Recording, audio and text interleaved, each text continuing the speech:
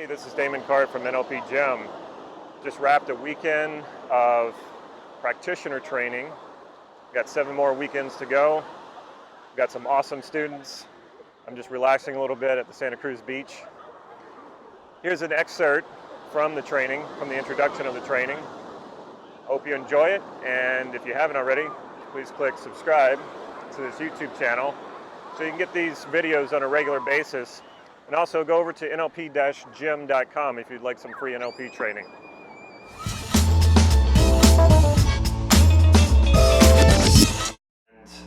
And what I realized is that NLP is not my purpose. It is not my calling. And I don't think it's really anybody's purpose or calling unless you're talking about Bandler and Grinder because they created it.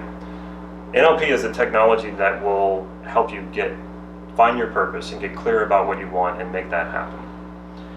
And the more that I do this, the more that I train in NLP, the deeper I go in it. What I'm starting to realize is that it's really about understanding want and desire.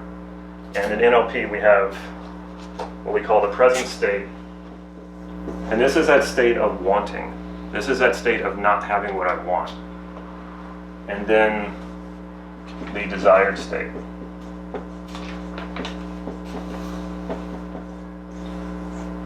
When I first started learning NLP, I was like, well, I don't want a desired state. I want the thing.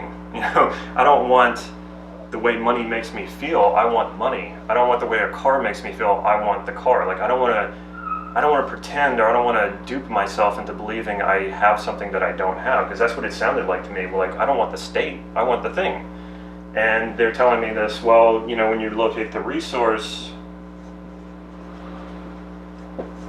then this puts it all into place, and now you feel whole again, and then you feel good. And I'm like, well, I still want the thing. Like, don't tell me I can't have it. I don't want to make myself feel good to the point where like I don't want anything. No, I want this. I need this. I need to provide for my family. The more I get into this, or the more I study NLP, the more I realize that this is absolutely true. We don't want things. We want things that we think will put us in a certain state. What we want is a state. And what it's all leading to is a state of wholeness and fulfillment. Because when we feel whole and we feel fulfilled, there's nothing really to want. But that doesn't mean that want necessarily goes away. It doesn't mean you're inactive. And that was the other thing that I was afraid of. Well, what if I put myself in a whole, fulfilled state? Am I just going to sit at home and eat potato chips? And that's actually an unconscious fear of a lot of people. They're afraid sometimes to get what they want because they think once they get it, then it's over with, and they don't do anything. And in my experience, that is so not the case. It's so not true. So, here's whatever we want, and if it's money, and I went to film school, not art school, it's the state. We want the state that what we think this is going to put us in. And that's also the value, that's also your intent. So what we're actually looking for are certain states. Here's the funny thing. So here's you're in your present state, and you're wanting something. You want this, and you start to realize that it's really about wanting to be in that state. Then what starts to happen is you realize this state of desire, this state of want, is also a projection. And I'm projecting onto this object what I think this will give me. And this is the same for relationships, so I don't want to say it's just objects, because sometimes we want a relationship with that man or that woman, and we think that that's going to give us something that we don't have. So this desired state we project onto our reality, and that's a state of lack.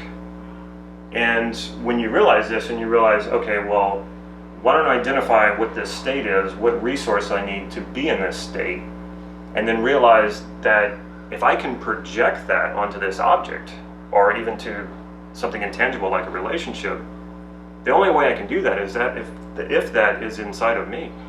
So what I'm doing is I'm creating this illusion that this thing is over there, when really the only way that can be over there is if it's here. And if you're not sure about that, and you're saying no, this can't be true, Well, think about it like this. If that weren't true, that means objects would have their own inherent value independent of us. And that's impossible. If it were true, then we would all want the same thing. And we would all value the same thing based on the object instead of how our valuation of it is. So I hope I'm blowing your minds a little bit. I know I'm not blowing yours. You're just like, yep. No, it's good. I love the way you're explaining it. It's great. So, because I want to challenge the way that you're thinking about this. And what I'm also proposing is that NLP is the way to really, truly embody this and sort this out for yourself and create this for you. And this is, I believe in this technology. I believe this is the technology of being able to do this. Now here's the really interesting thing that happens. When you're able to, so in this case a state and value and intent is all, I'm using that interchangeably. When you can recognize that you're projecting this value onto something, that in that projection, you must embody that value. And you can use NLP to bring that value, that resource, that state, that intent back to you and embody that and integrate it into who you are. The strange thing happens is that lots of times you attract that object anyway. It's that moment when you give up on wanting that thing and you realize, even though I gave up on it, I feel good, I feel fine, I'm okay, I'm still breathing. Actually, I'm still happy and I don't have that thing. And then suddenly it comes slamming into you and you didn't even try to make it happen. Have you had that experience before? I know I've had it many times. The reason is you've given that back to yourself. You are that whole. You're not creating this illusion that it's over there. You bring it back to yourself and then it's much easier to get the thing. Now, not always does that happen. I mean, you're not going to always bring that to yourself. It sometimes happens, it sometimes doesn't, but it's always amazing to me when I stop trying, when I'm out of that state of lack, I'm not projecting lack anymore, that thing comes to me, and I didn't even try. It feels like I didn't even try. You all are here because you want something. I can't imagine you showed up here if you didn't want something. And so take a moment to think about that. In wanting to learn NLP, it's not really NLP that you want to learn. You want to learn NLP in order to do something, to have something, to be something. And after everything that I just said here, then what is it you're projecting on the NLP? What is it you're projecting onto me that brought you here? Because I assure you it's already in you. And what we're going to do over the next 8 months is code that and find out how you're doing that to begin with. And then when you know how you're doing that, then you can take it back to yourself and you can own that and you can be that. And then when you're in that whole unified, fulfilled state, possibilities are endless. I mean, really, literally endless. It becomes not what can you do, it becomes what can you not do.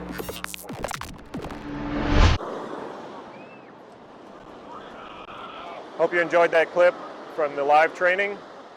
Like I said, if you haven't already, please click subscribe to this YouTube channel.